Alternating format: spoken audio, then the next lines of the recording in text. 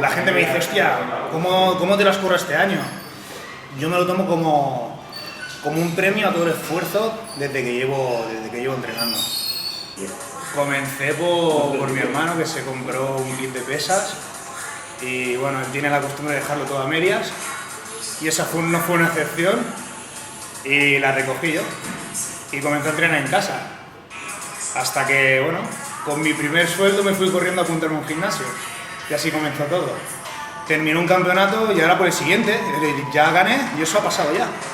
No hay tiempo de disfrutarlo, hay que seguir trabajando.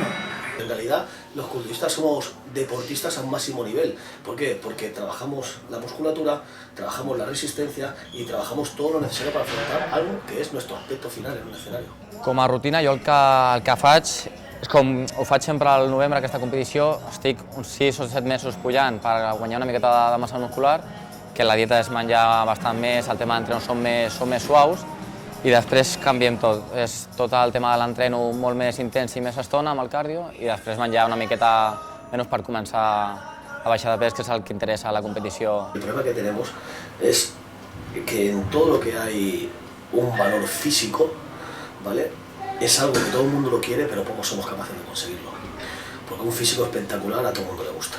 A la familia realmente al principio no le hacía mucha gracia, sobre todo por el sacrificio tan grande que es, pero después ya con el tiempo, tantos años compitiendo, prácticamente me dedico a este mundo, pues ya han visto que al fin y al cabo era lo que yo quería.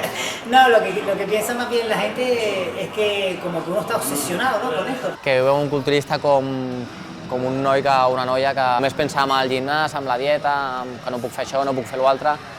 Però jo penso que si busquem hi ha molts culturistes que busquen un equilibri, que hi ha temporades que fan unes coses, temporades que fan una altra, i que ho fan perquè li agraden això i és el seu estil de vida. Que no li agrada menjar fora porqueries, no li agrada beure alcohol. Penso que això no es veu des de fora, es veu com gent malalta de gimnàs i no l'altre, però bueno, això ja s'anirà canviant mica en mica. Lo que sí que perjudica es la gente, la hipocresía de la gente que no conoce nuestro mundo. Ahí sí, en el mundo de nosotros no, porque estamos prácticamente en lo mismo, pero en la calle sí.